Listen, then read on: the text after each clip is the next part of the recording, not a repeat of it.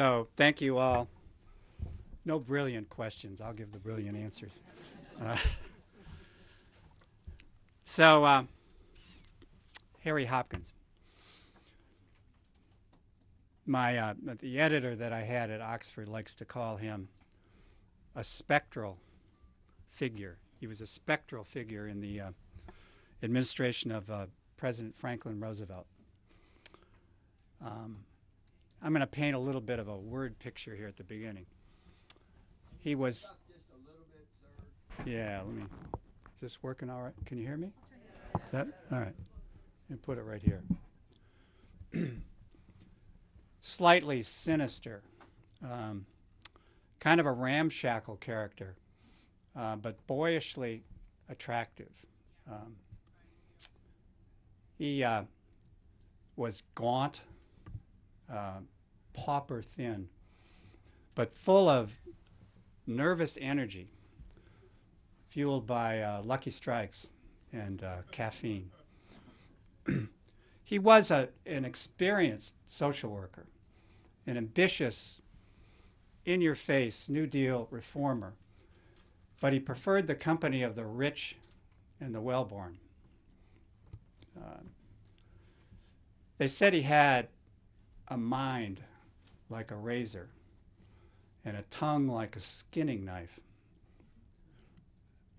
A New Yorker profile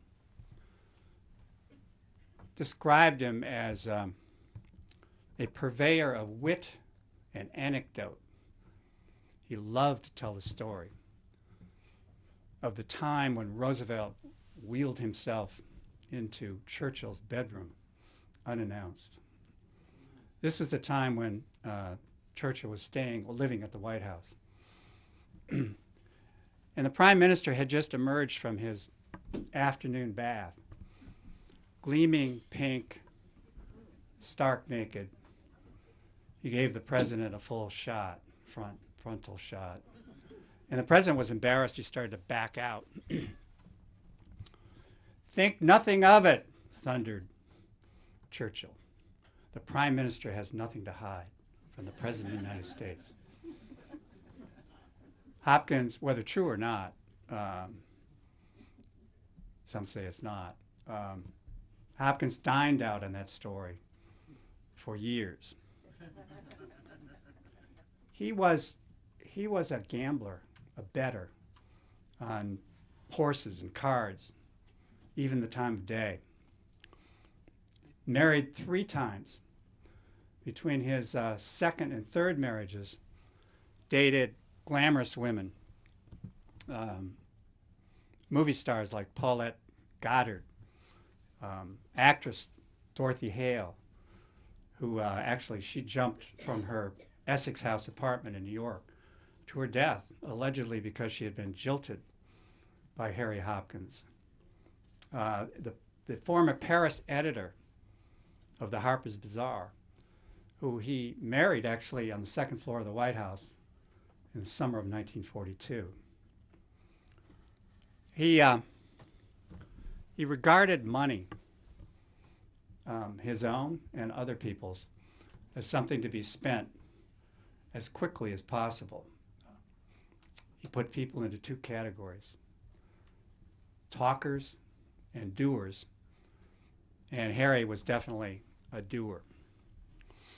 So the Hopkins Touch, the book, begins on May 10th, 1940, and that was a year and a half before the United States got into the Second World War. It was the day when the Germans overran the Low Countries, and Hitler's panzer divisions, his tanks, were massed in the Ardennes forest, poised to invade Luxembourg and France.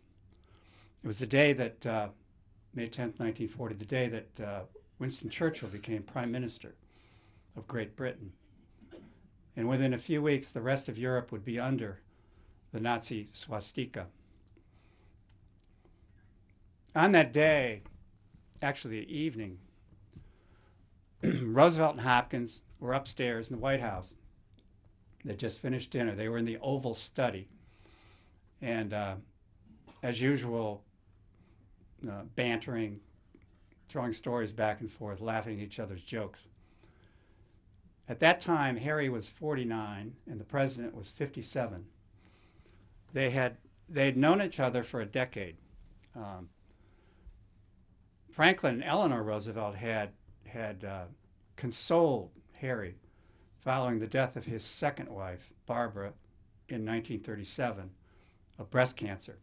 And since that time, Mrs. Roosevelt, the First Lady, had been the surrogate mother of Harry's young daughter, Diana, age 7, who incidentally lives out in Vienna, Virginia right now.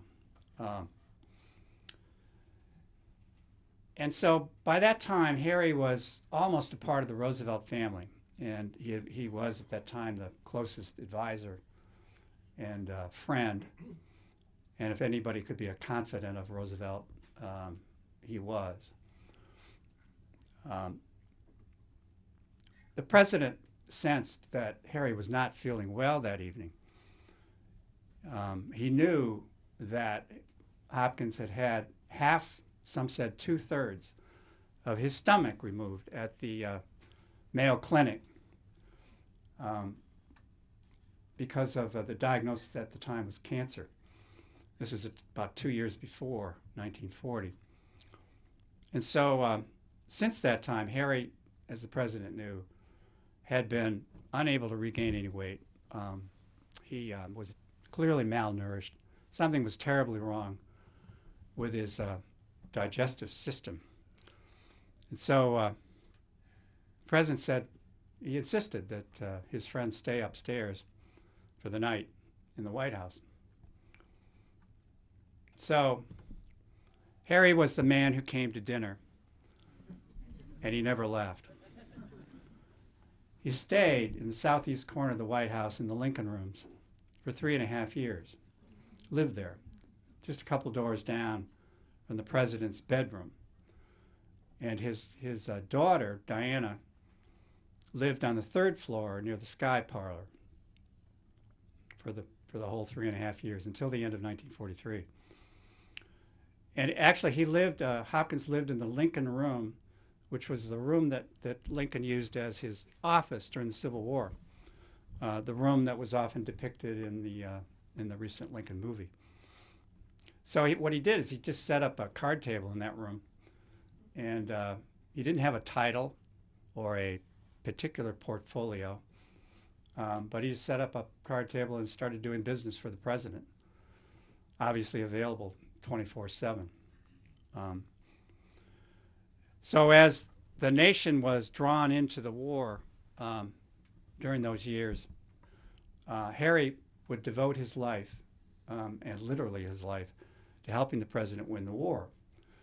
And he would shortly form what turned out to be a lifelong friendship with Winston and Clementine Churchill. And he would even earn a measure of respect from Joseph Stalin, the brutal dictator of the Soviet Union. So what was it about Harry that enabled him to climb to the pinnacle of wartime diplomacy? His